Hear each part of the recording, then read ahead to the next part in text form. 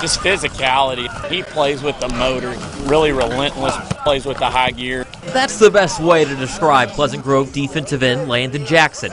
He has multiple Power 5 offers and is the 17th ranked junior in the nation. But getting to this point hasn't been without its challenges. Jackson tore his ACL and meniscus during the 2018 season and missed the playoffs. It really humbled me and showed me that football could be taken from me at any second. It was his first major injury, but he took it in stride and went to work.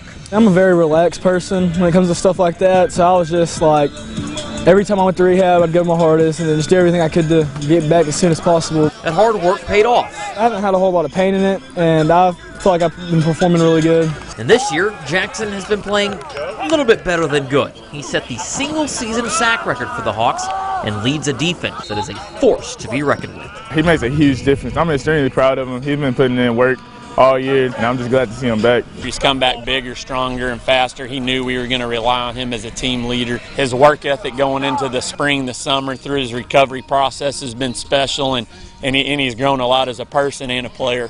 Reporting with the Hawks, I'm Brad Cisak.